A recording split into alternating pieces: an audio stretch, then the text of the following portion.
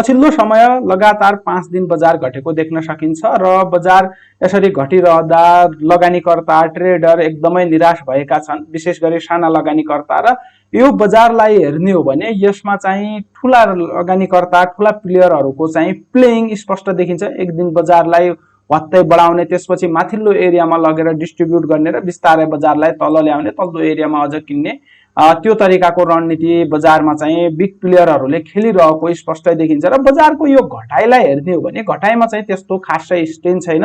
भोल्युमलाई हेर्ने हो भने भोल्युम पनि आज एभरेज भन्दा निकै कम आएको देख्न सकिन्छ। र यसबाट हामी के प्रश्न हुन सक्छौं भने बजारमा चाहिँ अब सेलरहरू सिद्धिन लागे कि भन्ने तरिकाले पनि देखिरहेको छ, साइडवेज रहेको छ। र बजारले यो एरिया भन्दा तल जाँदैन कि भन्ने देखिरहेछ यसको घटाइको स्ट्रेनलाई हेर्ने हो भने। त्यसैले अब हामीले कस्तो रणनीति बनाउने, कसरी बजारमा अगाडि बढ्ने भनेर भन्नुभन्दा पहिला म तपाईहरुलाई नेप्सेको सामान्य जानकारी गराउने छु। आज बजार 8.41 अंकले घट्न गई 2611.85 अंकमा बन्द भएको छ। र इन्ट्राडे ग्राफलाई हेर्ने हो भने सुरुवाती समयमा केही बजार साइडवेज थियो भने पछि 1 बजेपछि भने बजारमा लगातार सेलरहरू हाबी हुँदा बजार लोअर लो र लोअर हाईको फर्मेसन बनाएर घटेको देख्न सकिन्छ। र सब इन्डेक्सहरूको अवस्थालाई हेर्ने हो भने आज होटेल सब इन्डेक्स पोजिटिभ रहेको देख्न सकिन्छ। त्यसैगरी म्युचुअल फन्ड र ट्रेडिङ पोजिटिभ छन् भने अन्य सबै सब इन्डेक्सहरू नेगेटिभ रहेका छन्। र आजको मार्केटमा 82 वटा कम्पनीका लगानीकर्ताले कमाएका छन् भने 164 वटा कम्पनीका लगानीकर्ताले गुमाएका छन् र एउटा कम्पनीका लगानीकर्ता भने अनचेन्जमा बस्न सफल भएका छन्। र आज ओएमपीएल, यूएलबीएसएल, बीएचपीएल, एसएचएल, एनएमआईसी लगायतका कम्पनीका लगानीकर्ताले सबैभन्दा बढी कमाएका छन् भने सबैभन्दा बढी गुमाउनेमा सीओआरबीएल, जोशी, जीआरडीबीएल, सिन्धु, एसएपीडीबीएल लगायतका कम्पनीका लगानीकर्ता रहेका छन्। र टप टर्नओभर एसएचएल, राधी, यूपीसीएल, एनजीपीएल, एसएचपीसी लगायतका कम्पनीको आएको छ भने top transaction Christ, एनएमआईसी, SHL, एनजीपीएल, UPCL लगायत कम्पनीको भएको छ। र टप भोल्युम भने H8020 यो डिबेन्चर रहेको छ। त्यसैगरी एनजीपीएल, एसएचएल, यूपीसीएल, राधी लगायतका कम्पनीको आएको छ। र आज 7 अर्ब भन्दा बढीको टर्नओभर आएको छ, जसमा 1,74,00,000 भन्दा बढी किता शेयरको कारोबार भएको छ भने 78,493 ट्रान्जेक्सन भएका छन् र 320 वटा स्किपको कारोबार भएको छ। र आजको मार्केट बन्द हुन्जेलसम्म 43 खरब भन्दा बढीको मार्केट क्यापिटलाइजेसन रहेको छ। यो त भयो नेप्सेको सामान्य जानकारी। अब टेक्निकली बजार के कस्तो छ त्यो हेरौँ है बजारलाई। र आज साताको अन्तिम कारोबार दिन भएकोले विकली टाइम फ्रेम र विभिन्न टाइम फ्रेमबाट पनि हामी बजारको एनालाइसिस गर्नेछौँ। र यदि तपाईको स्टकको एनालाइसिस चाहनुहुन्छ भने कमेन्ट बक्समा कमेन्ट पनि गर्न सक्नुहुन्छ है। र बजारको पछिल्लो समयको लगातारको घटाइलाई हेर्ने हो भने बजारको घटाइमा पनि त्यस्तो स्ट्रेन देखिएको छैन है। तपाईहरु स्पष्ट देख्न सक्नुहुन्छ, सानो सानो क्यान्डल बनेका छन्, बिस्तारै घटेका छन् र आज त भोल्युम पनि निकै कम आएको छ भने यसबाट हामी के बुझ्न सक्छौं भने बजारको घटाइमा त्यति स्ट्रेन छैन। तर पनि अब राजनीतिक कारणले अनि गभर्नर नियुक्तिको ढिलाइ र त्यो सँगै स्मार्ट मनीले चाहिँ के गर्छ भने केही फन्डा खोजेर त्यसमा चाहिँ अलिकति सेलिङ दिएर साना लगानीकर्तालाई प्यानिक बनाएर के गर्ने गर्छ त कित्ता खोस्ने भन्छन् नि, त्यो तरिकाले चाहिँ बजार देखिएको छ। र खासै बजारमा त्यस्तो घटाइमा स्ट्रेन त छैन, त्यो धेरै एकदमै तल गइहाल्ने तरिकाको छैन। किनभने जस्तो यो एरियाबाट बजार घटेको थियो भने यसमा चाहिँ स्ट्रेन थियो, किनभने यहाँ बजार घट्दाखेरि यहाँनिर पनि फेयर भ्यालु ग्याप थियो। यो भनेको के हो त अलि स्ट्रेनका साथ घटिरहेको छ भन्ने हो। त्यसपछि यहाँनिर पनि हेर्ने हो भने है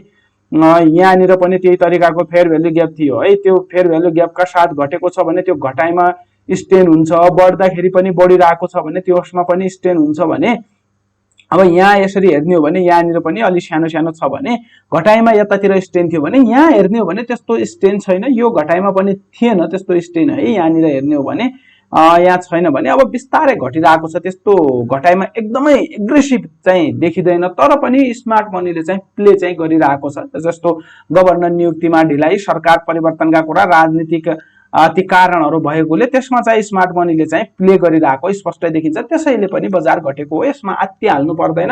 अलिकति धैर्य गर्ने हो भने बजार बढ्न सक्ने सम्भावना पनि उत्तिकै रहेको छ है। यही एरियाबाट बढ्न सक्ने सम्भावना रहेको छ।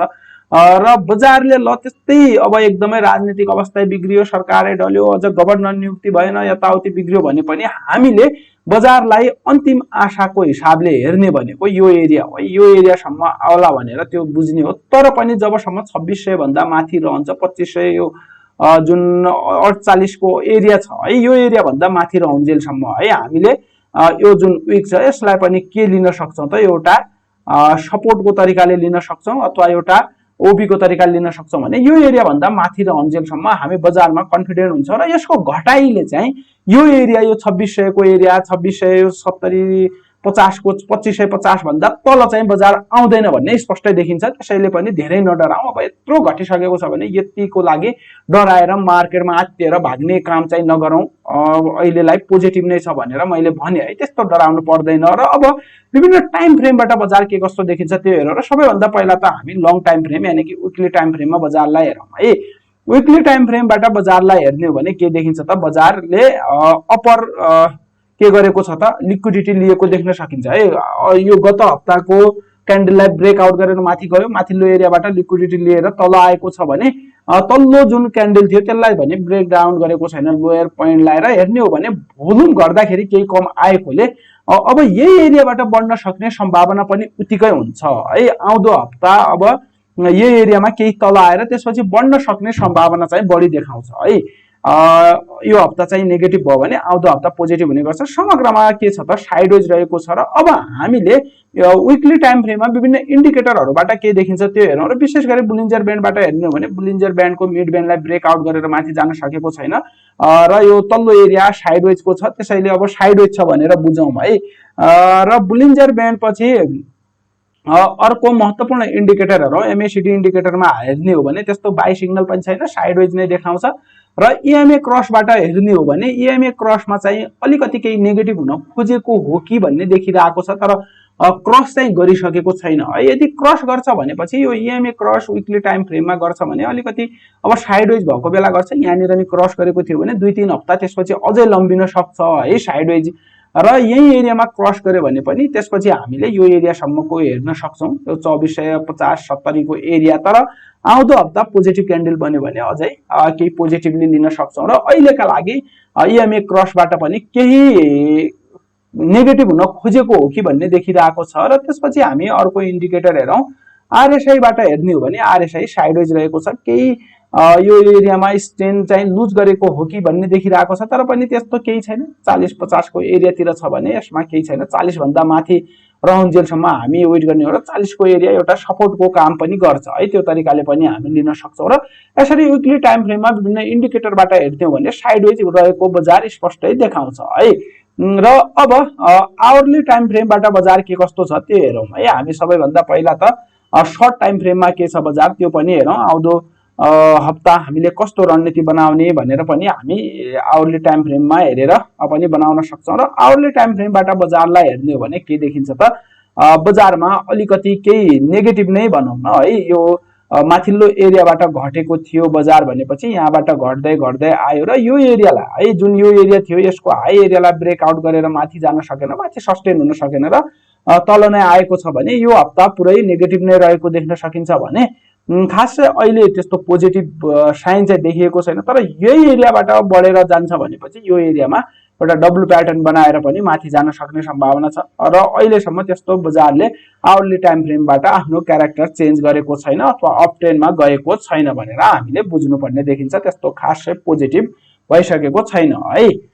जब अब यो एरियाबाट हायर हाईको फर्मेसन बनाउन थाल्छ त्यसपछि मात्रै हामीले इन्ट्रीका लागि हेर्नुपर्ने देखिन्छ। र अब हामी बजारलाई डेली टाइम फ्रेमबाट हेरौँ। र डेली टाइम फ्रेमबाट हेर्ने हो भने यो एरियामा सपोर्टको एरियामा आएको छ भनेर बुझौँ। र डेली टाइम फ्रेममा अब हामी विभिन्न इन्डिकेटरबाट हेरेर इन्डिकेटर भन्दा पनि पहिला हाइकेनासीबाट हेरौँ। हुन त हाइकेनासीमा केही नेगेटिभ नै देखिएको छ, अस्ति पनि केही नेगेटिभ नै देखिन्छ, सेल सिग्नल भ्यालिड नै छ। जब ग्रिन क्यान्डल बन्न थाल्छन् त्यसपछि हामी केही पोजिटिभ हुन सक्छौँ। अहिलेका लागि वेट एन्ड सी भन्छ हाइकेनासीले। र अब इन्डिकेटरबाट हेरौँ है। इन्डिकेटरबाट के देखाउँछ, एडीमा हेर्ने हो भने शार्प डिस्ट्रिब्युट नै देखिन्छ।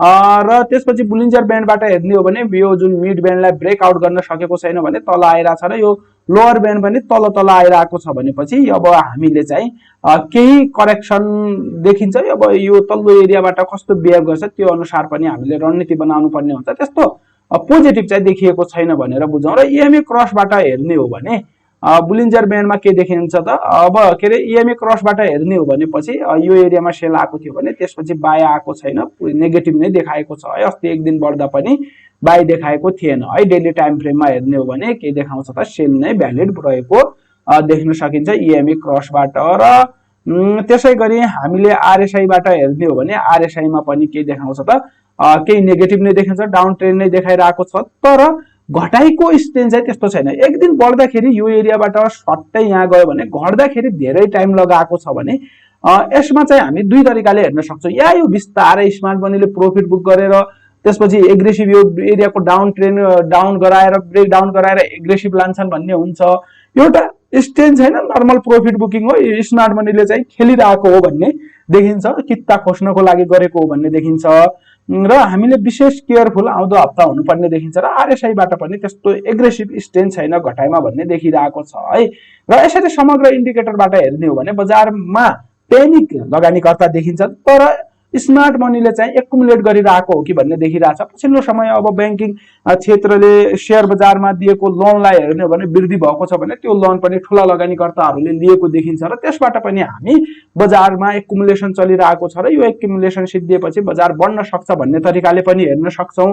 र यदि यो एरिया 2540-50 को एरिया ब्रेकडाउन हुन्छ भने त्यसपछि यो तल्लो एरियासम्म पनि आउन सक्ने सम्भावना पनि हुन्छ र यो एरियालाई ब्रेकडाउन नगर्ला जस्तो चाहिँ देखिरहेको छ यसको घटाइलाई हेर्ने हो भने। र अब विभिन्न सब इन्डेक्सहरूको अवस्था हेरौँ र सबैभन्दा पहिला बैंकिङलाई हेरौँ है। बैंकिङलाई हेर्ने हो भने बैंकिङ अब त्यस्तो एकदमै एग्रेसिभ छैन, यसको बैंकिङ र नेप्सेको चाहिँ एउटै देखिन्छ ट्रेन्ड है। बैंकिङको प्रभावले गर्दा चाहिँ के भइरहेछ त बजार चाहिँ घटिरहेको छ भने अब बैंकिङ केही यो एरियाबाट चाहिँ पोजिटिभ हुन सक्छ है, केही अलिकति घटेर। अब यो बैंकिङमा चाहिँ लगानीका लागि हेरिराख्नु भएको छ भने लिन सकिन्छ, तर इन्भेस्टमेन्ट के अरे ट्रेडिङको लागि सेटअप छैन, वेट एन्ड सी नै भने है बैंकिङमा। र डेभलपमेन्ट बैंक हेरौँ, डेभलपमेन्ट बैंकमा म लामो समयदेखि के भन्दै आइरहेको छु भने तपाईँ अल्ट्रा लो क्याप कम्पनी हेर्दैन हेर्नुहोस्, मिड क्याप र हाई क्यापलाई चाहिँ वाच गर्न सक्नुहुन्छ। त्यो पनि लगानीको तरिकाले ट्रेडिङको सेटअप त्यस्तो खासै बनिसकेका छैनन् भन्ने तरिकाले छ भने त्यही कुरा अहिले पनि दोहोऱ्याएर फाइनान्स हेरौँ, फाइनान्सको के कस्तो छ।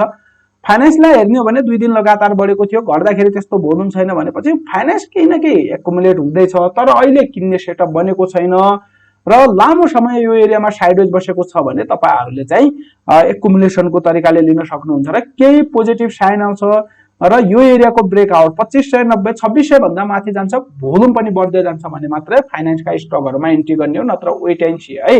र फाइनान्स पछि हामी हाइडो हेरौं, हाइडोले चाहिँ केही दिन बजारलाई तपाएको थियो भने अहिले केही नेगेटिभ देखिन्छ। हाइडोलाई हेर्ने हो भने हाइडो के देखिन्छ भने यो एरियामा साइडवेज रहेको थियो है, हामी हेरौं यो एरियामा साइडवेज रहेको थियो, यो ट्रेन लाइन भन्दा माथि राउन्जेलसम्म पोजिटिभ हुन्छ भन्ने कुरा हामीले गरेका थियौं र यसको ब्रेकडाउन हुन्छ भने केही घट्न सक्छ भन्ने कुरा हामीले गरेका थियौं र बजारमा के भएको छ त ट्रेन लाइनको ब्रेकडाउन भएको छ र भोल्युमलाई हेर्ने हो भने भोल्युम चाहिँ खासै छैन भनेपछि के पनि हुन सक्छ भने अब बजार यसको ब्रेकडाउन गरेर लिक्विडिटी स्विप गरेर माथि जान सक्ने सम्भावना पनि उत्तिकै हुन्छ। एउटा महत्त्वपूर्ण एरियाको ब्रेकडाउन गराएर स्मार्ट मनीले चाहिँ के पनि गर्न सक्छ भने तपाई हामी जस्ता नर्मल साना लगानीकर्ताहरूलाई चाहिँ ब्रेकडाउन गराएर टेक्निकल हेर्नेहरूलाई ब्रेकडाउन गराएर लिक्विडिटी लिन आएको जस्तो देखिन्छ। किनभने ब्रेकडाउन हुँदाखेरि एग्रेसिभ भोल्युम आउनुपर्ने हो, घट्ने नै हो भनेपछि भने त्यस्तो आएको छैन र अब यहाँदेखि तल आएर माथि गएर आफ्नो स्ट्रक्चर चेन्ज गरेर बढ्न थाल्छ भने हामी पोजिटिभ हुन्छौं,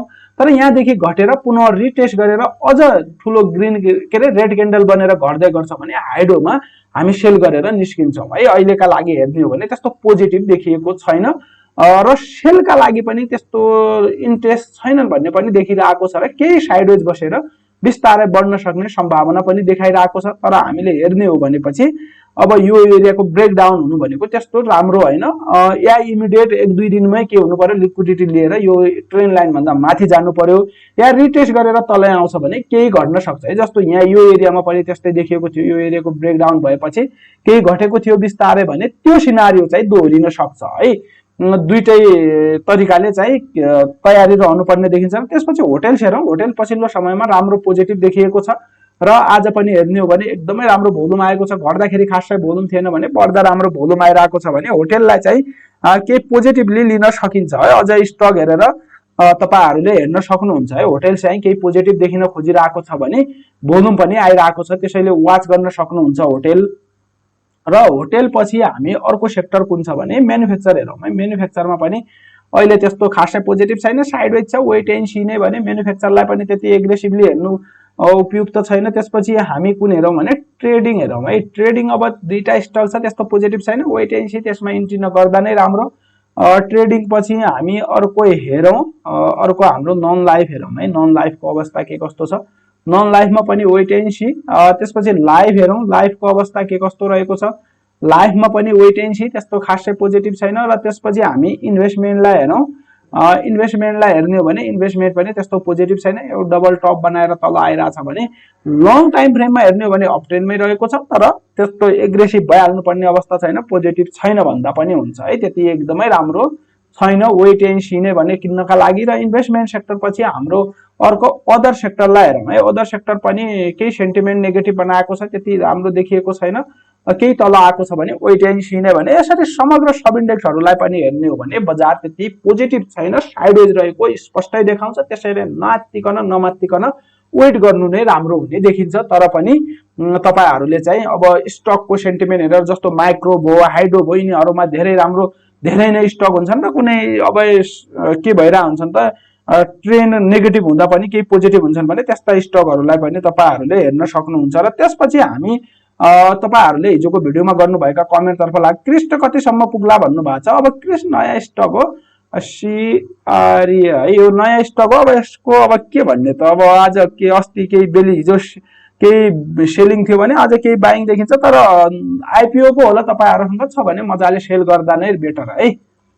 जुन एरियामा छ त्यो सेल गर्नु नै। एसआइएफसी 505 को बाई छ भन्नुभएको छ। अब एसआइएफसी है, एसआइएफसी को अवस्था के कस्तो छ त, श्री इन्भेस्टमेन्ट।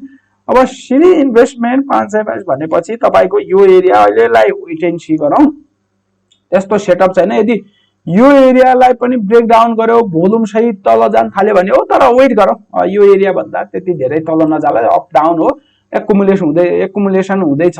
र जब यो एरियाको ब्रेकआउट हुन्छ 540 भन्दा माथि भोल्युम सहित जान्छ भने अझै न्यू बाई गर्ने हो, त्यतिन्जेलसम्म वेट एन्ड सी है। तपाईँको अब 505 को छ भने त्यस्तो डराइ चाहिँ नहालौँ है। सिएचएल को एनालाइसिस भन्नुभएको छ, सिएचएल है, सिएचएल को अवस्था के कस्तो छ।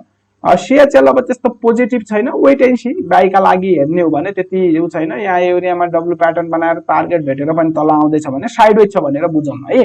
त्यस्तो एग्रेसिभ राम्रो चाहिँ देखिएको छैन। अब बरु छ भने अब यो एरियाबाट तल आयो, यहाँ एकदमै एग्रेसिभ सेलिङ आएको थियो भने त्यही पुगेर तल आउँदैछ भने अझै तल्लो यो एरियासम्म आउन सक्छ है, 440 को एरियासम्म आउन सक्छ। प्रोफिट छ भने सेल गर्नु नै बेटर हुन्छ है, किनभने भोल्युम सहित छ। र अब यो एरियाबाट बढ्छ भने केही पोजिटिभ होला। अहिलेका लागि वेट एन्ड सी त्यो तरिकाले हेरौँ। र यसरी समग्र बजारलाई पनि हेर्ने हो भने वेट एन्ड सी नै देखाउँछ। र आउँदो हप्ता केही पोजिटिभ भयो भने त्यो अनुसार हामी रणनीति बनाउन सक्छौँ।